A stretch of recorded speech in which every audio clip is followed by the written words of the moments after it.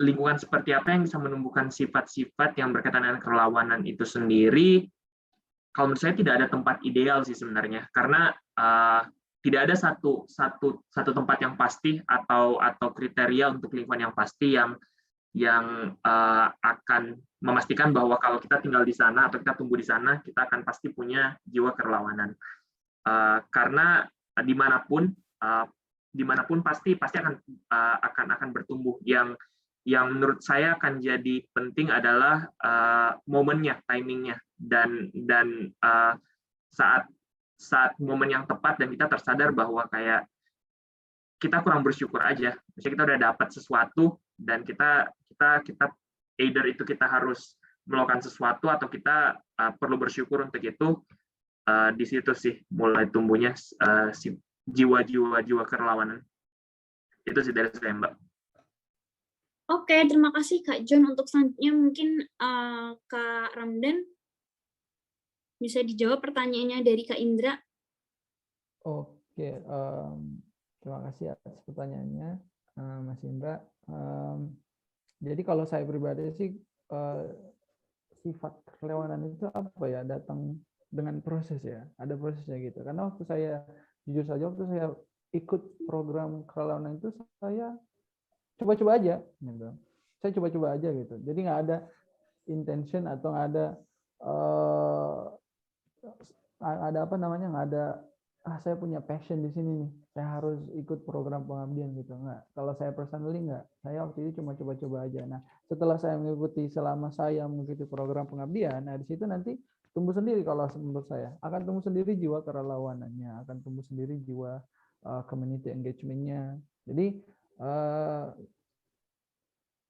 semuanya itu datang dengan prosesnya, Indra. Jadi kalau misalnya kamu, Indra, masih saya ada passion nggak sih di sini? Coba aja dulu. Ya. Silakan coba aja dulu. Cara cobanya dengan daftar Relawan Cinta Nusantara, nanti kamu akan temukan sendiri your passion selama prosesnya itu. Oke, kita aja sih Mbak Aska. Oke, aku jadi nemuin perspektif baru sih. Jadi kan mungkin kadang kan kalau misalnya yang dimunculkan kan atau munculnya sifat itu kan atau dorongan itu kan mungkin dari pengalaman pribadi gitu. Kita pernah menemukan masalah di dalam diri kita, kemudian kita ingin gitu ya untuk berbagi gitu. Kemudian kita juga pengaruh lingkungan juga, oh kok teman-teman aku ikut kegiatan volunteering ya, atau kegiatan kerelawanan atau kegiatan pengabdian ya, kayak gitu. Tapi ada juga nih mungkin yang dari awal memang masih belum ada keinginan dan dimulai coba-coba kayak gitu ya. Yaudah tuh ketika keisengan itu datang, kok malah kayak ketagihan dan mungkin ngerasa oh ini mungkin jalan aku gitu. Itu jadi kayak bisa juga sih dari dorongan itu gitu ya untuk memunculkan sifat dari kerelawanan itu sendiri gitu. Keren sih Kak Ramdan. Oke, selanjutnya dari jawaban dari Kak Indra untuk Kak Zul. Oke, terima kasih untuk Kak Aska dan juga untuk Kak Indra atas pertanyaannya. Ya, menarik sekali ya terkait dengan kerelawanan ini. Nah, jadi teman-teman, kalau menurut saya sebenarnya kalau secara KBBI kan relawan itu artinya ya kita ikhlas, rela untuk menyumbangkan entah itu pikiran, tenaga, ataupun dalam bentuk lainnya ya untuk kepentingan orang lain gitu. Tapi sebenarnya konsep kerelawanan itu sebenarnya bisa ditemukan di mana saja sih teman-teman.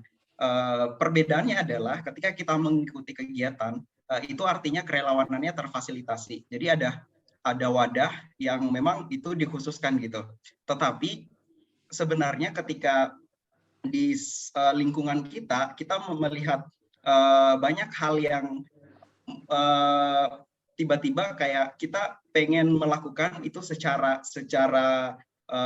personal, secara pribadi, dan itu tanpa ada embel-embel apapun gitu. Dan itu menurut saya sudah termasuk sifat kerelawanan gitu. Jadi sebenarnya untuk kerelawanan ini juga bisa bisa sangat luas pengertiannya dan aplikasinya gitu.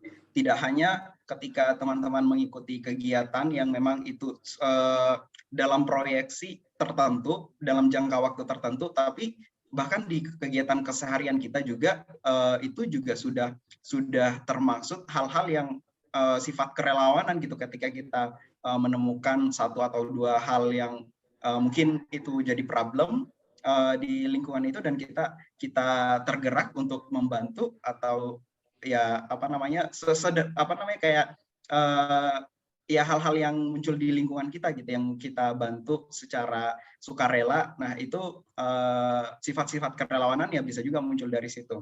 Dan kemudian untuk kegiatan pengabdian itu sebenarnya juga tidak terbatas pada ketika kita mengikuti satu kegiatan pengabdian yang entah durasinya 1 minggu, 1 tahun, itu juga memang masuk dalam kegiatan pengabdian, tapi juga tidak terbatas dari situ gitu. Bahkan ketika kita bekerja dengan bidang kita masing-masing, misalnya yang Kak John dari Excel, kemudian memaksimalkan potensi itu untuk berdampak ke masyarakat, ke orang-orang, itu juga bagian dari pengabdian gitu. Pun dengan Kak Ramdan yang saat ini sedang menempuh pendidikan di Hungari, nah itu juga bentuk dari pengabdiannya terhadap negara gitu, terhadap Indonesia, yang mana mungkin dampaknya itu akan berkelanjutan gitu. Jadi bukan ketika kita mengikuti pengabdian itu dampaknya itu bukan hanya pada saat ini gitu, tapi juga ibaratnya kayak connecting the dot gitu. Jadi hal-hal yang mungkin kita laksanakan saat ini, yang kita lakukan saat ini, mungkin dampaknya tidak akan terasa secara langsung gitu, tapi bisa jadi dampaknya itu bisa terlihat dalam jangka waktu tertentu gitu. Gitu sih. Jadi mungkin untuk sifat-sifat kerelawanan ataupun pengabdian itu bisa muncul secara alami, secara natural, karena sebagai manusia juga kan kita sangat-sangat dekat dengan konsep tolong menolong ya, dan memberikan manfaat untuk orang lain gitu. Dan yang terakhir Kak, jadi kalau untuk dorongan mengikuti kegiatan itu sebenarnya itu sangat personal ya. Jadi kayak mungkin kalau saya dari pertama kali mengikuti kegiatan pengabdian itu kayak kok suka ya lihat orang-orang foto-foto gitu, terus ada kayak mereka posting. Jadi ketika teman-teman mungkin awalnya belum tahu program pengabdian itu akan seperti apa, kemudian mungkin hanya ikutan teman-teman, nggak apa-apa teman-teman. Jadi dorongan itu bisa dari mana saja gitu. Dan secara lambat laun mungkin teman-teman bisa semakin paham atau semakin tahu gitu kegiatan pengabdian itu seperti apa. Itu Kak, makasih. Oke, terima kasih banyak Kak Zul. Mungkin untuk Kak Indra, semoga jelas ya yang sudah dijawab oleh pembicara kita yang keren-keren ini, atau dari alumni Cinta Nusantara 1 kayak gitu.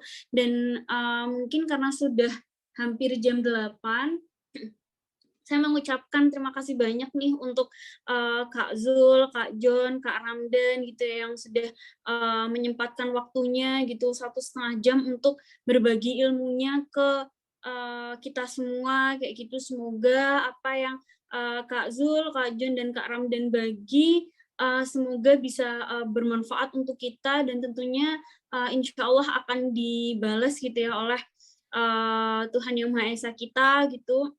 Dan jangan lupain kita, Kak Azul, Kak John, dan juga Kak Ramdan. Siapa tahu nanti kita bisa kolaborasi di kegiatan kita selanjutnya, entah dalam bentuk apapun. Semoga kita bisa kolaborasi ya, karena Indonesia ini memang sudah nggak bisa untuk sendiri-sendiri, tapi dengan adanya kolaborasi, semoga kita bisa membuat bangsa Indonesia ini terus bergerak maju gitu, terutama di tangan pemuda Indonesia yang keren-keren kayak Kak Zul, Kak Jun, dan juga Kak Ramdan gitu. Dan saya pribadi, saya mohon maaf kalau misalnya saya banyak salah dan banyak kekurangan, dan juga dari teman-teman panitia ya, kakak-kakak semua, kalau misalnya ada salah dan kurangnya mohon dimaafkan kayak gitu. Dan mohon bantuannya juga nih supaya bisa ngajakin adik-adiknya gitu untuk bisa ikut nih apa namanya kegiatan Cinta Nusantara 2 kayak gitu, dan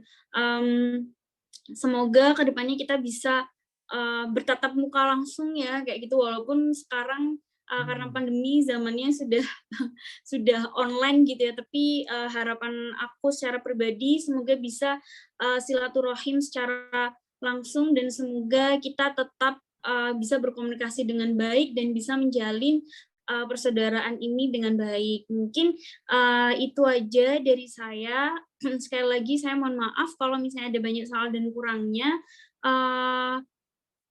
Terima kasih banyak untuk Kak Zul, Kak Jun, dan Kak Ramdan.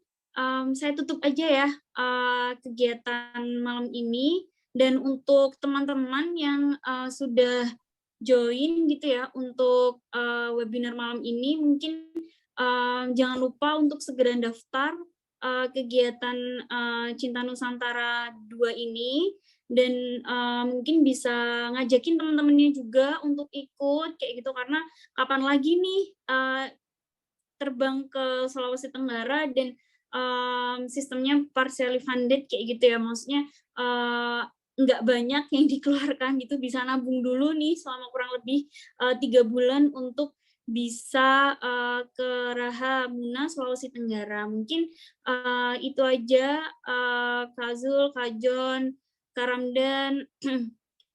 Saya tutup ya teman-teman dan kakak-kakak semua. Assalamualaikum warahmatullahi wabarakatuh dan selamat malam semuanya. Semoga kita bisa ketemu di lain waktu.